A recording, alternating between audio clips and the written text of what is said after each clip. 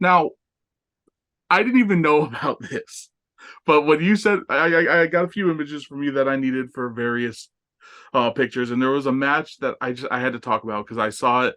You and Gangrel, what happened there? What's the story there? I need to know all about it because he's been someone who's been brought up on the channel a lot. Like we have Ruthie J, and she was trained by Gangrel, and Yep. Sal told a great Gangrel story that'll be up either before or after this. So what's the deal there? I'm curious.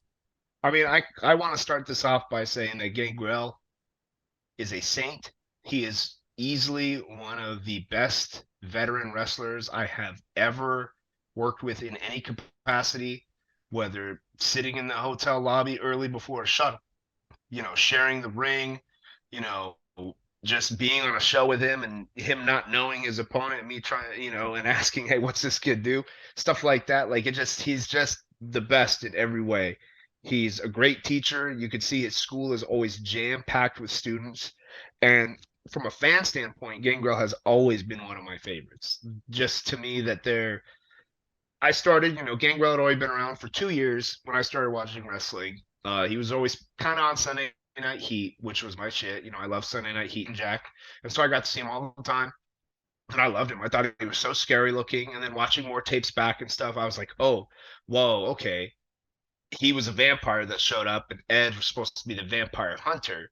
And then whatever got screwed up there, they put them together real quick and then added Christian and made something super cool. They went, instead of being Blade, they went from Blade to Lost Boys, kind of. Yeah, yeah. So, you know what I mean? Like, so whatever, it was still cool. I think it would have been cooler for him to have a foil that was exclusive to him. Gangrel's in the World Wrestling Federation for whatever reason, and this outsider vampire hunter isn't trying to let him thrive or even survive. Like, I think that would have been cooler. They could have got to Lost Boys later, but either way, Brood was the sickest. Gangrel had the best music ever. Oh yeah, Um, and so, obviously, you love a wrestler growing up and all the way through his career. Speaking of that, he's a guy who's like never really taken a break.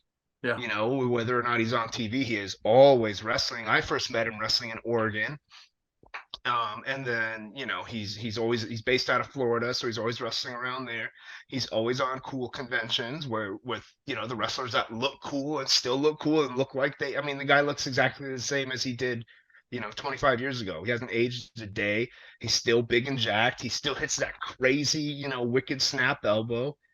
So basically, like, here's a guy who's just still trucking and excellent at what he does and helpful to everybody at every level. That's something you don't get from a lot of veteran wrestlers, despite how much you would want to, from these guys that know so much and could pass on so much. Not too many do unless they can make money doing it. But here's a guy who does it just willingly all the time. If you're in the locker room with him, he will help you.